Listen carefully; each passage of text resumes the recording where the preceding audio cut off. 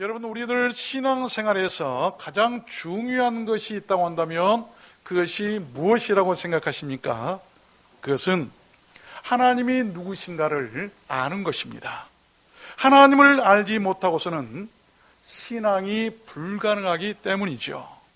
여러분, 성경이 무엇입니까? 그 하나님이 누구신가를 드러내고 있는 책을 말합니다. 하나님은 창조주시고 삼위일체시고 지존하시고 스스로 계시고 또 전능하시고 지극히 높으시고 영원하시고 불변하시고 무한하시고 전지전능하신 분이라고 수없이 드러내고 있는 책이 바로 성경이죠. 그렇게 하나님이 어떤 분이신가를 알게 하고 드러내는 것을 레벨라치오, 계시라고 합니다. 그래서 성경을 계시의 책이라고도 하죠. 그러한 수많은 계시들 중에서 그 계시의 절정, 그 계시의 클라이맥스가 있는데 그 계시의 최고조와 정점을 드러내고 있는 곳이 바로 오늘 우리가 같이 읽은 본문 말씀입니다. 한마디로 요약하면 성경에 나타난 그런 모든 계시의 절정은 사랑이라고 하는 것이죠. 계시의 클라이맥스가 사랑이다. 그래서 우리들 기독교를 사랑의 종교라고도 하지요. 우리가 무엇인가에 대한 그 절정이나 그 정점을 안다는 것은 매우 중요한 사실입니다. 왜냐하면 그로 인한 유익이나 받는 느낌이 최고조에 달하기 때문 아니겠습니까? 여러분들이 신앙생활 하면서 내 신앙생활로 인한 최고의 정점을 느끼고 싶다고 한다면 그것이 사랑이라는 것을 알 때 가능하다는 말씀이겠죠. 그래서 저는 오늘 말씀을 받들어서 왜 그 하나님의 사랑, 그 사랑이 계시의 절정인가, 그 이유와 근거를 계시의 절정이라고 하는 제목으로 여러분들께 오늘 증거해 드리려고 합니다. 여러분, 오늘 말씀을 잘 들으시길 바랍니다. 그래서 우리들 모두 용광로같이 뜨겁고 강렬한 하나님의 그 사랑의 계시 안에서 녹아도 지고 고쳐지기도 하고 변화도 되고 새로워졌으면 좋겠습니다. 여러분 모두 그렇게 되시기를 주님의 이름으로 축원합니다. 그러면 왜 하나님의 사랑이 그렇게 모든 계시의 절정이 될 수 있을까요? 첫 번째는 하나님은 그 사랑의 근원이시기 때문이에요. 근원. 오늘 7절 말씀해 보면 사랑하는 자들아 우리가 서로 사랑하자. 사랑은 하나님께 속한 것이니 사랑하는 자마다 하나님께로 나서 하나님을 알고 사랑은 하나님께 속한 것이다. 그 사랑의 근원이 바로 하나님이시다라고 하는 말씀이에요. 그렇습니다. 어떤 사물이나 현상 등이 시작되고 어떤 것들이 생성되게 하는 그 본바탕이나 뿌리를 우리는 근원이다라고 얘기를 하죠. 그 말은 무슨 기원이나 출처 또는 원천이나 발생, 발단, 어떤 행동의 유래나 출발점, 그 스타팅 포인트, 이것을 얘기할 때 우리는 근원이다라고 얘기를 하는 것이죠. 그 말이 여러분 맨 처음 하나님께서 세상을 창조하실 때도 쓰여진 말이에요. 태초에 하나님이 천지를 창조하시느니라. In the beginning, 태초에 beginning, 근원이라고 한 말이죠. 시작이라고 한 말이죠. 여러분, 세상 창조의 근원이 하나님이셨던 것처럼 사랑의 첫 근원이나 그 시작이나 그 발단 역시 하나님이시라고 하는 것이죠. 샘물에도 근원이 있고 강물도 근원이 있듯이 우리 인생들에게, 우리 성도들에게 가장 최고의 이 신앙의 클라이맥스가 사랑이라고 한다면 그 사랑의 근원을, 그 시작점을 알 수가 있어야 돼요. 여러분, 무슨 일이든 그 근원을 모르고서는 그 일들을 논할 수가 없을 것입니다. 하나님을 모르고서 어찌 우리가 사랑을 논할 수 있겠느냐라고 하는 그런 말씀이에요. 그러므로 하나님을 모르고서는 사랑을 알 수 없다는 것을 아시고 오늘 말씀을 잘 들으시길 바랍니다. 왜 우리가 사랑하지 못하고 때로 미워하고 반목하고 다투고 인류가 그렇게 사람들을, 이웃들을 아프게 합니까? 그것은 사랑의 그 시작이 되고 그 근원이 되신 하나님을 모르는 데서 생기는 그 원인 아니겠습니까? 여러분, 모든 사랑은 하나님께로부터 나오고 그 사랑이 하나님을 알게 한다는 것을 믿으시기를 바랍니다. 그 사랑이 우리를 하나 되게 하고 이해하게 하고 용서도 하게 하고 화목하게도 하고 나누게도 하고 이웃을 돌아보게도 합니다. 그런 사람이 하나님을 아는 사람이다라고 하는 말씀이에요. 여러분 삶의 그 근원은 무엇입니까? 여러분은 무엇에 바탕을 두고 살아가십니까? 여러분 신앙이나 여러분 생각의 그 뿌리나 토대는 무엇입니까? 우리 하나님의 그 사랑이 여러분 삶의 뿌리나 근원이 되게 하시고 토대나 바탕이 되게 하시기를 바랍니다. 그런 사람은 이 세상에 있을 동안 많은 사람을 사랑함으로 영생으로 인도할 것이고, 그리고 하나님께로 가는 하늘나라 백성들의 그 모습을 그대로 간직한 사람들인 줄로 믿습니다. 두 번째입니다. 왜 하나님의 사랑이 그렇게 모든 계시의 절정일까요? 두 번째는 하나님은 사랑의 실체이기 때문이죠. 근원도 되시지만 실체도 되십니다. 오늘 8절 본문 말씀에 보면 사랑하지 아니하는 자는 하나님을 알지 못하나니 이는 하나님은 사랑이심이라. 하나님의 실체가 사랑이라고 말씀하고 계세요. 이 실체라고 한 말은 보이지 않는 허구나 그림자가 아니라 어떤 대상의 형체나 그 본질이 나타나는 것을 이르는 말입니다. 가려져 보이지 않던 실체들을 나타내 보여지게 하는 것, 그것을 성경에서는 계시라고 얘기를 하는데, 그 계시의 실체가 바로 하나님의 사랑이라는 것입니다. 그렇습니다. 모든 사물이나 현상은 그 몸체나 실체가 있지요. 그러한 현상이나 실체가 없는 것은 여러분 모두 가짜입니다. 어떤 추론이나 신화나 허구에 지나지 않을 것입니다. 종교도 마찬가지죠. 무엇에 대한 실체가 없다고 한다면 그것은 전부 다 허구고 가짜들이에요. 사랑도 마찬가지라고 하는 것이죠.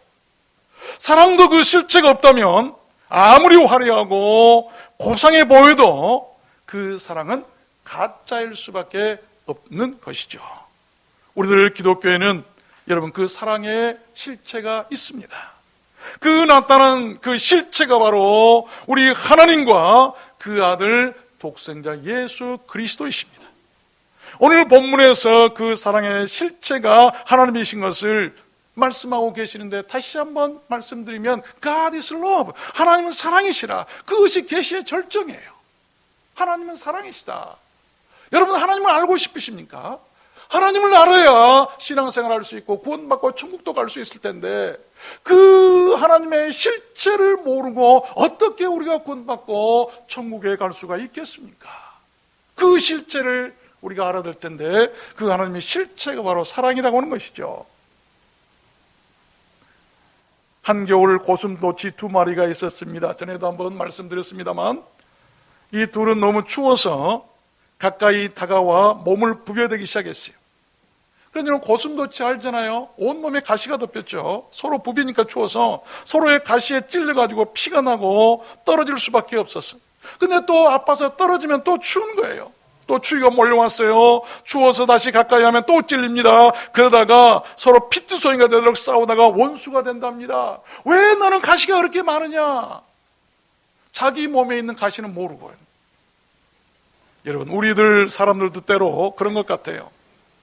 가까울수록 우리는 애절을 지킬 수 있어야 되고, 가까울수록 일정한 거리를 두어야 되는데 그렇지를 못한 것 같아요. 그래서 가끔씩 다투고 서로가 아픔을 갖게 되는 것 같은데, 여러분 우리가 이번 코로나 바이러스를 통해서 배워야 할 것도 있어요. 어쩌면 일정한 간격을 두는 사회적 거리 두기가 필요한 것 같아요. 그래야만 미움이나 다툼의 바이러스에 감염되지 않기 때문 아니겠어요? 우리가 교회에서나 인간관계에 있어서도 너무나 밀착되고 가까워지면 언젠가는 서로의 가시에 찔릴 수밖에 없어요. 아파할 수밖에 없는 것이죠. 그런데 여러분, 그 고슴도치들도 따뜻하게 지내는 방법이 있답니다. 그게 뭐냐면 그들의 배를 서로 맞대고 끌어안는 것이라고 그래요. 왜냐하면 이 고슴도치들은 온몸이 가시로 덮여 있는데, 그래서 적들이 공격해 오면 웅크리면 되죠. 그게 웅크리면 몸에 붙은 가시들이 그 몸을 완벽하게 둥글게 싸서 보호를 하게 되는데, 그래서 고슴도치들은 자기들 약점이 뭔 줄 알아요. 배에는 가시가 없기 때문에 이것을 감싸야 잡혀먹지 않기 때문에 그 약점을 가리기 위해서 웅크린다는 것이죠. 그래서 다른 짐승이 공격해 오면 바로 살아남을 수 있답니다. 그런데 중요한 것 보세요. 그들이 따뜻하게 될 수 있는 것은 그들의 약점을 숨기지 않고 드러내놓고 서로 맞대고 끌어안으니까 찔리지 않고 따뜻하게 보낼 수 있다는 것이죠. 찔림이 없이 서로 따뜻하게 해줄 수 있는 것은 그들의 약점이었어요. 그들의 약점이 바로 따뜻하게 하고 살게 하는 방법이었다는 것입니다. 우리 사람들도 그런 것 같습니다. 서로의 약점을 드러내고 끌어안아주면 서로 죽지 않고 미워하지 않고 서로 이해하고 서로 따뜻해질 것입니다. 그러나 그 약점을 숨기려다 보면 가시밖에 드러날 것이 없어요. 그래서 열등감이 생기고 두려움이 생기고 욕심이 생겨서 거짓말하게 되고 시기하거나 질투하게 되고 그래서 공격하게 되고 그래서 타박하게 되는 것이죠. 심리학자들은 그렇게 얘기를 합니다. 우리들 약점이 있다면 숨기지 말고 서로 드러내 보이면서 안아주었으면 좋겠어요. 특별히 하나님께도 우리들의 약점을 드러내 보였으면 좋겠습니다. 그러면 하나님께서도 그 십자가의 사랑으로 우리들 상처나 그 약점들을 품어서 따뜻하게 해주실 줄로 믿습니다. 그것을 우리는 구원이라고 얘기하는 것이죠. 우리 인간들의 약점이 뭡니까? 죄인. 우리의 죄를 숨기지 마십시오. 그리고 하나님께 드러내 보이십시오. 하나님께서는 두 말도 않으시고 우리를 끌어안아 따뜻하게 하고 구원해 주실 줄로 믿습니다. 여러분 삶의 실체는 무엇입니까? 여러분들께서는 지금 어떤 실체로 이 세상을 살아가고 계십니까?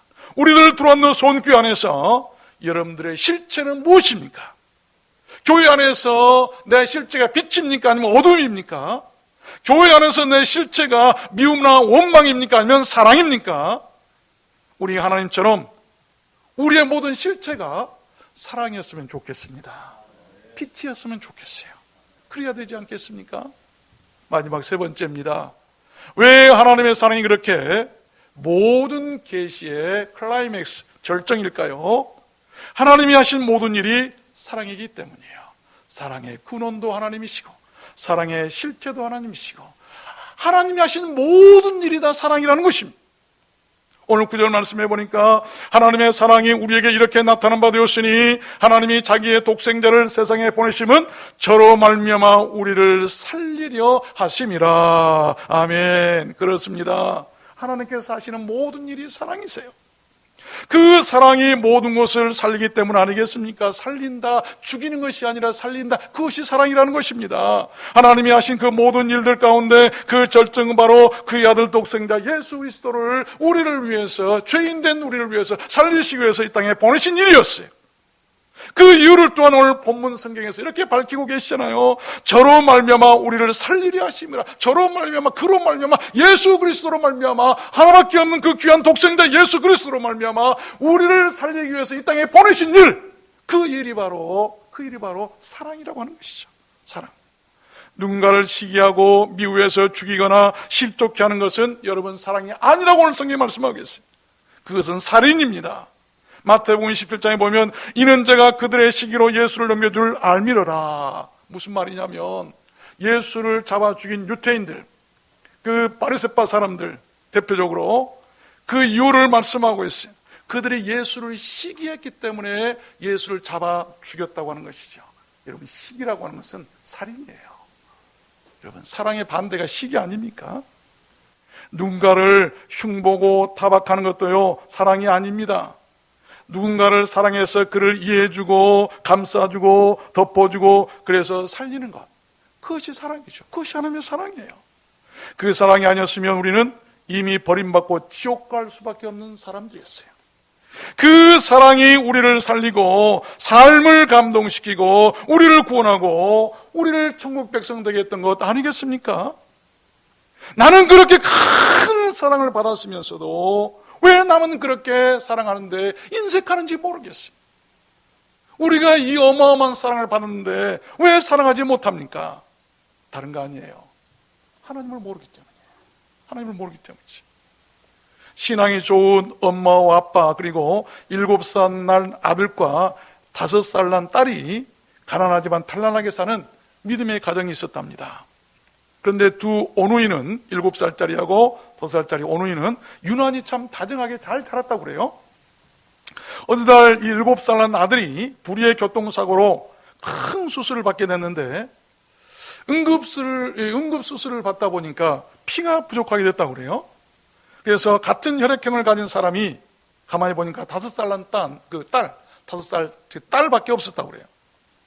다급해진 아빠가 조심스럽게 딸 아이에게 이렇게 물었답니다. 얘야, 너 오빠에게 피를 좀 줄 수 있겠니?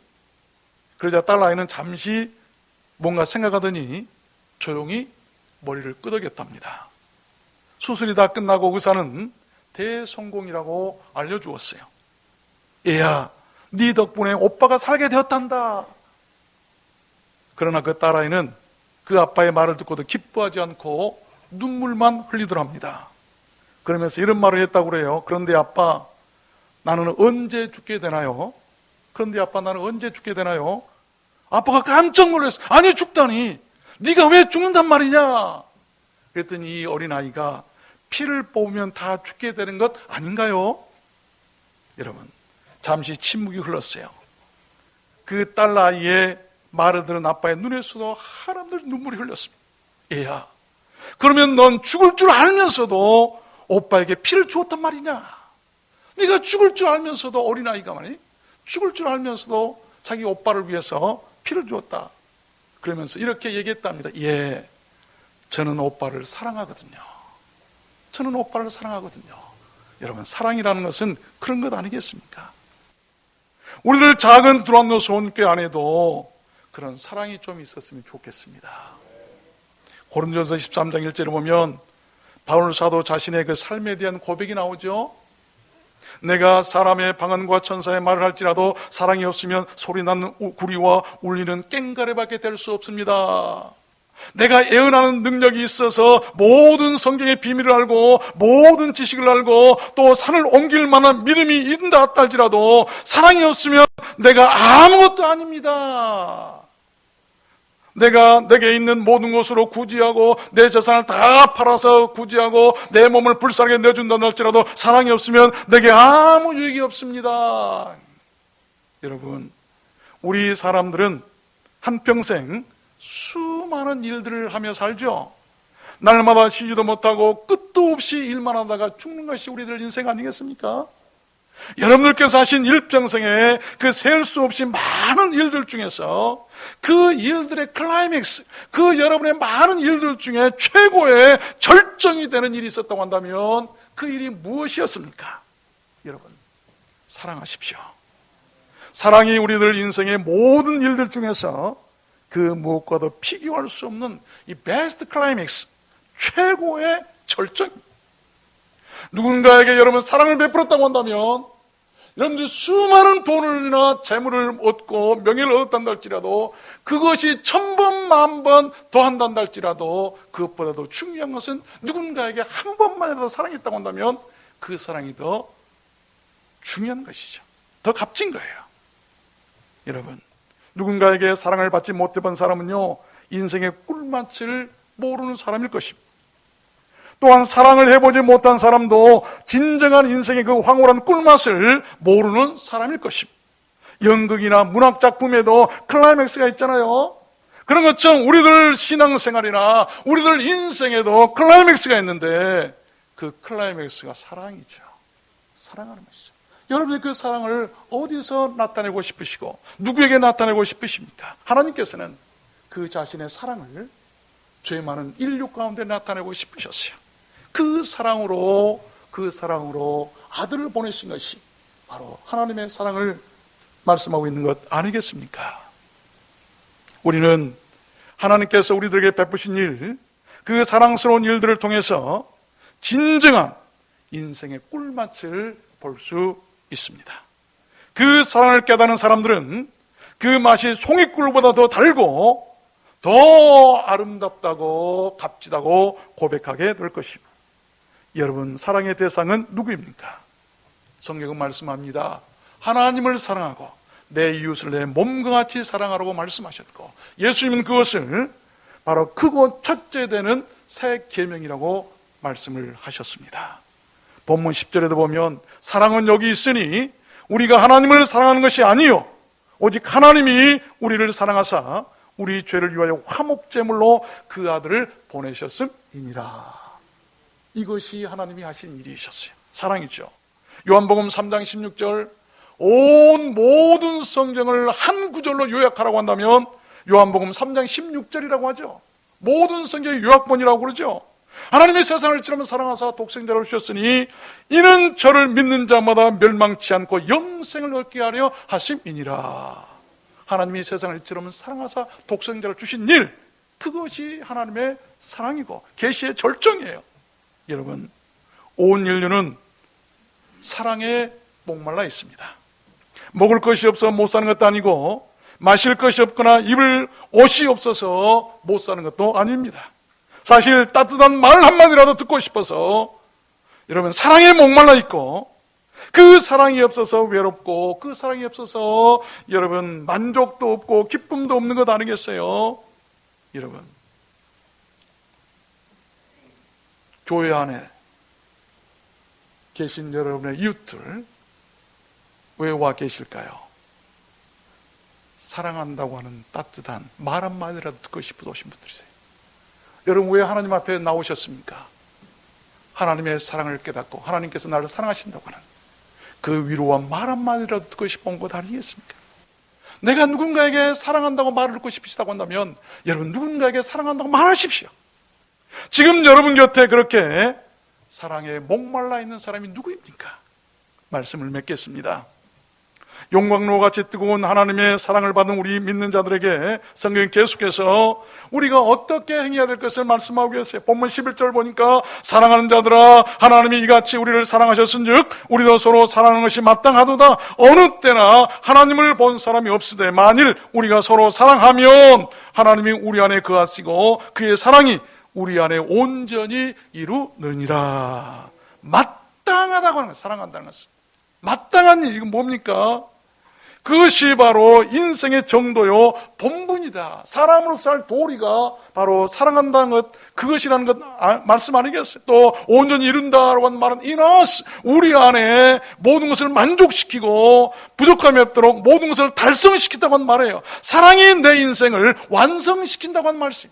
사랑할 줄 아는 사람은 여러분 마땅한 인간의 본분을 다하는 사람이고 후회 없이 인생을 살다 가는 사람일 것이고, 사랑하는 사람은 자기 인생을 완성했다고 하는 사람이에요. 그런 것이죠. 우리가 서로를 사랑하게 되면 그렇게 된다는 것이죠. 그래서 로마서 13장에서 사랑은 이웃에게 악을 행치 아니하나니 그러므로 사랑은 율법의 완성이니라. 사랑은요 이웃에게 악을 행치 않는 것이죠. 악을 행하는 건 사랑이 아니에요. 하나님을 모르는 사람이에요. 자기가 사랑받는 것도 모르는 사람. 사랑은 율법의 완성이다. 요한일서 4장에도 보니까 사랑이 우리에게 온전히 이룬 것은 우리로 심판날의 담대함을 가지게 하려 함이니. 여러분, 저는 말씀을 준비하다가 이 말씀에 꽂혔어요. 그렇군요. 사랑이 우리에게 온전히 이룬 것은 우리로 심판날의 담대함을 갖게 하기 위함이다. 여러분, 사랑하는 사람은 하나님의 심판대 앞에서도 담대합니다. 그러나 사랑하지 않고 미워했던 사람들은 하나님 앞에 섰을 때 두려워할 것이고 무서운 말씀. 왜 우리가 사랑해야 될 것인가를 이르신 말씀 아니겠어요? 바울 사도는 그 하나님의 사랑에 대해서 15가지로 이렇게 정의를 내렸죠. 고린도전서 13장에 사랑은 언제나 오래 참고, 사랑은 온유하며, 사랑은 투기하는 자가 되지 아니하며, 사랑은 자랑하지 아니하며, 사랑은 교만하지 아니하며, 무례히 행치 아니하며, 자기의 유익을 굳지 아니하며, 성내지 아니하며, 악한 것을 생각지 아니하며, 불의를 기뻐하지 아니하며, 진리와 함께 기뻐하고, 모든 것을 참으며, 모든 것을 믿으며, 모든 것을 바라며 모든 것을 견디느니라. 있습니까? 하나님의 계시의 절정은 사랑입니다. 여러분 신앙의 그 절정은 무엇입니까? 여러분의 인생의 그 절정은 무엇이고, 친구로서의 절정은 무엇이고, 부모로서의 절정은 무엇이고, 자녀로서의 절정은 무엇이고, 교회에서 성도로서의 여러분의 절정은 무엇입니까? 여러분 삶의 모든 절정이 사랑이게 하십시오.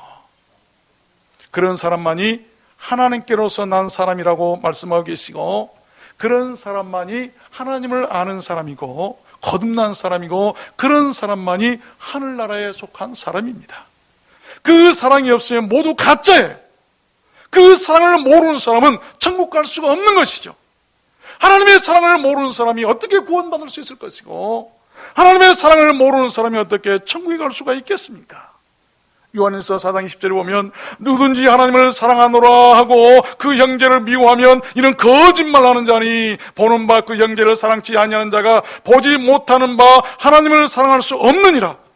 우리가 이 계명을 주께 받았나니 하나님을 사랑하는 자는 또한 그 형제를 사랑할지니라. 왜 우리가 사랑해야 될 것인가에 대한 더 이상의 무슨 말씀이 필요하겠습니까?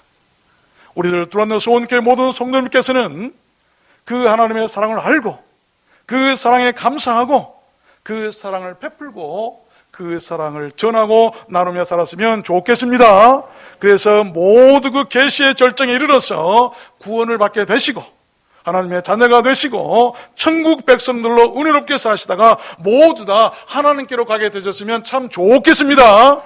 우리 한번 따라서 해볼까요? 사랑하는 자들아, 우리가 서로 사랑하자. 하나님, 따라서 하세요. 하나님, 사랑하며 살겠습니다. 내 인생, 내 신앙이 가짜가 아니게 하여 주옵소서. 여러분의 신앙이 진짜라고 알려주는 것은 여러분 가운데 사랑이 있느냐 없느냐입니다. 기도하겠습니다. 하나님,